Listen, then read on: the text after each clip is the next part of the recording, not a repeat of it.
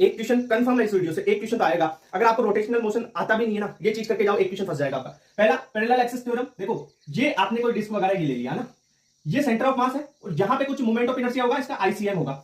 आपको किसी D distance पे ओ पॉइंट है ये, यहां पे अगर आपको मोमेंट ऑफ इनर्शिया लिखना है तो पैरेलल एक्सिस थ्योरम से लिख सकते हो। कैसे? इस ओ पॉइंट पे आपको मोमेंट ऑफ इनर्शिया लिखना है, आई ओ इज इक्वल टू जो सेंटर ऑफ मास पे, इस सेंटर ऑफ मास पे मोमेंट ऑफ इनर्शिया आईसीएम, ठीक है, प्लस जो बीच में डिस्टेंस होगी उसके फॉर्मेट में लिख दो एम डी स्क्वायर, ठीक है। एम क्या इसका मास है जिसका, ओके। तो ये चीज यहां से क्लियर होगी। दूसरा परपेंडिकुलर थ्योरम, जो परपेंडिकुलर थ्योरम में क्या होगा, एक प्लेन है आपके पास, एक प्लेन है, प्लेन के अंदर दो एक्सिस होगी और एक एक्सिस परपेंडिकुलर होगी। जो परपेंडिकुलर वाली एक्सिस है उसका मोमेंट ऑफ इनर्शिया जो प्लेन में जो एक्सिस है उनके एडिशन के बराबर होगा, यानी आई जेड, ये प्लेन के परपेंडिकुलर है और प्लेन में है एक एक्स और वाई, तो आई एक्स प्लस आई वाई बराबर आई जेड हो जाएगा मोमेंट ऑफ इनर्शिया। क्लियर बात, ये कर लोगे। सबसे इंपॉर्टेंट यहां से क्वेश्चन आएगा आपकी बात ध्यान रखना, टॉर्क बराबर होता है R cross F, R cross F करते हैं, यानी R F sine theta. Simple सी चीज देखो, आर लो और उसके परपेंडिकुलर फोर्स ले लो, या फोर्स लो उसके परपेंडिकुलर आर देख लो, ठीक है, उससे हो जाएगा काम।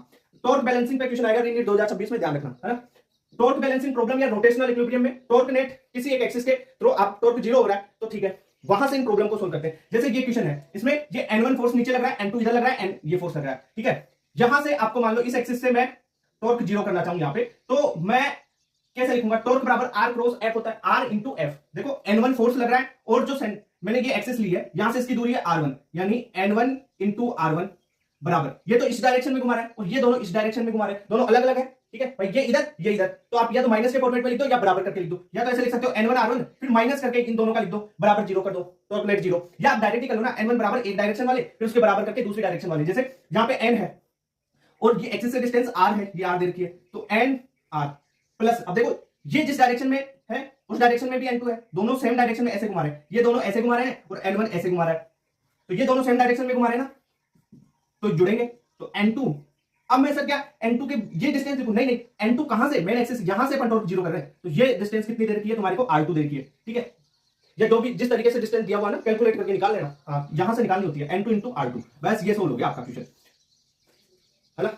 तो इस फॉर्मेट से आप सारे क्वेश्चन सोल्व कर पाओगे, क्वेश्चन आएगा यहां से, ध्यान रखना। नेक्स्ट है टॉर्क बराबर आई अल्फा होता है, यानी टॉर्क बराबर डीएल बाई डीटी होता है। एल क्या है, एंगुलर मोमेंटम है, जिसे कैसे निकाल सकते हैं, एंगुलर मोमेंटम होता है आई ओमेगा, ठीक है सर। ओमेगा क्या है, एंगुलर वेलोसिटी है, वर्क होता है टॉर्क इनटू थीटा, थीटा है एंगुलर डिस्प्लेसमेंट, ठीक है sir. Kinetic energy half I omega square या एल आई स्क्वायर बाई 2आई। देखो काइनेटिक एनर्जी वैसे अपन क्या पढ़ते हैं, half M V square, M की जगह आई आ गया, वी की जगह ओमेगा आ गया, या पी स्क्वायर बाई 2m, तो पी की जगह एल आ गया, वो मोमेंटम ये एंगुलर मोमेंटम, ठीक है। मास, मास की जगह इनर्शिया, ठीक है, P square by 2m, L square by 2i, ऐसे याद रखो।